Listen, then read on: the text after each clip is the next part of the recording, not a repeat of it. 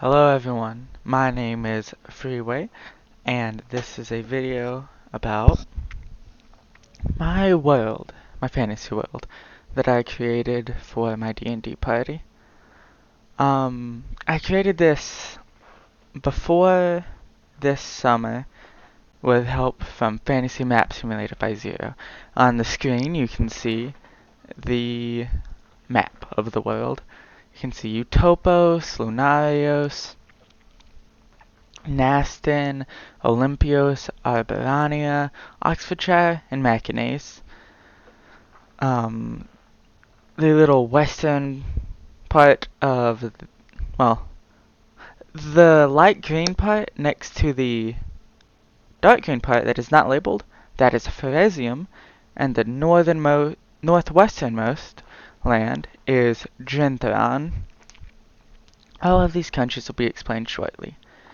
However, before I would like to explain kind of what this world is. The world is called Hanocapo, and I created it so that I could tell a story with my D&D party. And I think that it's very fun to create stories. I've created 2 languages for it. Well, I've begun creating 2 languages for it. I'm not finished with either. But that's what this series will be about. The languages of Utopos. Well, of Hanocapo. Now, without further ado, I will begin explaining the countries. First is Utopos. Utopos is the great green elven empire of the west, and it is ruled by Empress Meril. Utopos mostly worships the great fire, which in the tongue of the elves is called Hanocapo. Long ago, Hanocapo birthed forth the elves after Isindril the High God created them. Them referring to Hanocapo. Elves are not born by their mothers or their fathers. They are instead born by coming out of Hanocapo when 2 elves decide to have a child. Elven couples are destined from birth, and cheating is physically not a possibility for elves. This does mean, however, that elves cannot be in love with non-elves, so there's no such thing as half-elves. Utopos accepts all races, genders, and species, and is generally my concept of a perfect place within the bounds of Earth.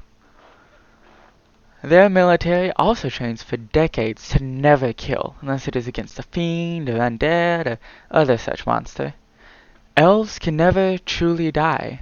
If they ever die, their body is turned to ash, and they are immediately born from Hanocapo, as their internal body temperature is several hundred degrees Fahrenheit. So once they die, their body stops containing that, and it simply burns their body.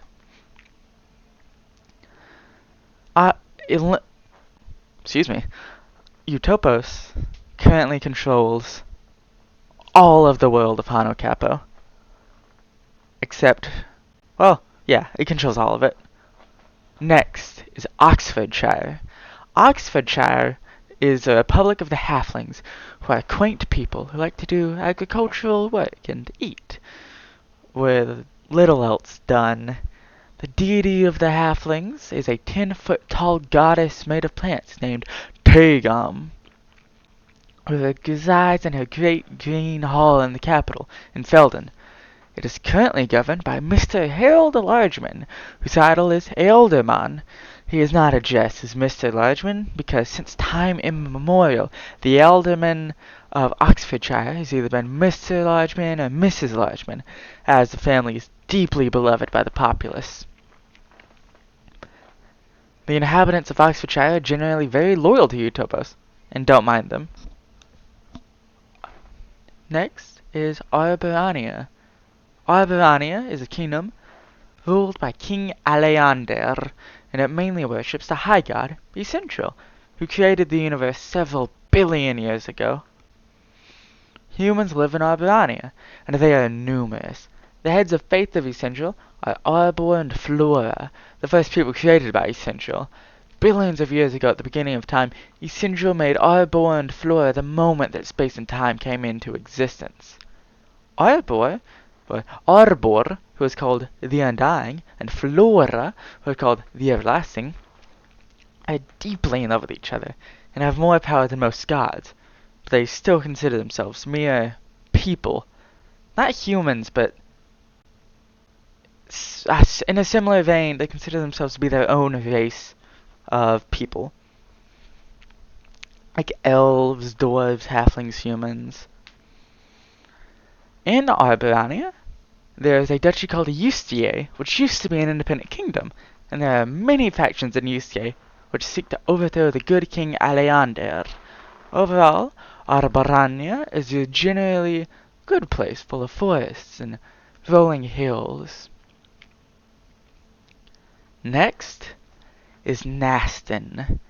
Naston is a vile land of evil and malice, and it is ruled over by the Dark Lord Svoboda, who was the third created being, who rebelled against Isindaril and created evil. Svoboda was once defeated long ago by the ancient dwarven king Dubin, who used his mighty maul to knock off Svoboda's right horn, severing much of his power. To go to Naston is to go to a desolate wasteland, where you can, and will, be killed unless you are truly powerful. Life in Naston is almost like living in the lower plains, and many of the citizens of Naston have simply accepted this fact. Most of citizens of Naston are tieflings, made from ancestral pacts between humans or orcs and fiends. It is effectively hell on earth, ruled by effectively Satan on earth, if I had to describe it in modern day Christian terminology. Although it is not completely analogous. Lunarios. Lunarios is the name of the tribe, ruled by Queen Jinji in the center of Nosen, the eastern continent, who are so powerful that they once almost conquered all of Nosen, and Utopus were the only ones who could stop them. They worshipped the moon goddess Luxem, and their capital is named after her, Luxemburg. They are very warlike people, who are green, gray of skin, and have canines that have formed into tusks. Although they are not necessarily evil, the Lunarians, or orcs, have a society based completely around battles and conflict, and war is considered the highest aspiration. Duels in cities are relatively common, and every city has a blood bowl, which is an area specifically for orcs to settle their grievances in combat. Orcs generally hold Utopus in disdain, since Utopus since Utopus prevents them from fighting, and they wish to rid themselves of Utopus. Olympios.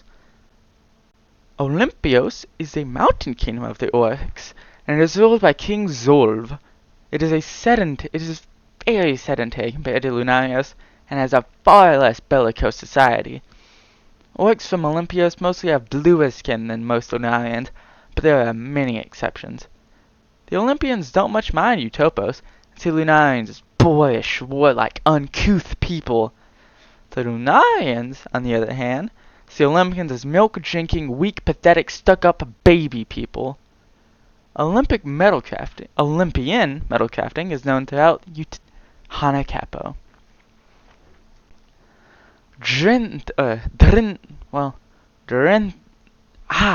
You see, this name was hard to pronounce because I can't pronounce one of the letters in it, but I'll try my best. Drentheron. Drentheron is the kingdom of the Dwarves, with its capital in Dubinwitter. It is a secretive kingdom, and the only thing many people know about the Dwarves is that they have very advanced technology, and make some of the best weapons and armor in the world. They also know that the ancient king Dubin is from here, which is where the name of the capital cities of Olympios and Fresium come from. Next is Machines. Macanese is a land with a storied history. It began inhabited by nobody, and then the lost wood elves came, who inhabited it. It was then conquered by the Lunarians, who scared the wood elves away and brought their human slaves from the east there. The human slaves revolted and then subjugated the orcs to horrible slavery.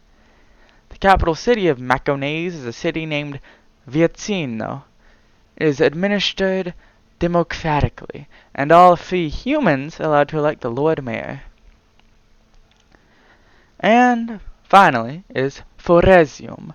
Foresium is the kingdom of the humans, a kingdom of the humans, in the far west of Utopos. It was founded when people from the Plague Kingdoms decided, people from the Plague Kingdoms left and formed their own kingdoms. Foresium does not have a centralized government like the rest of the countries of Hanocapo.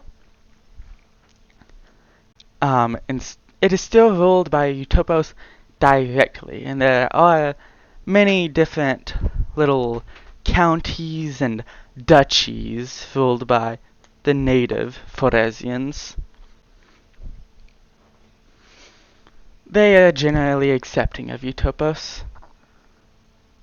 And that is a basic description of all of the countries of Hanocapo. Yeah.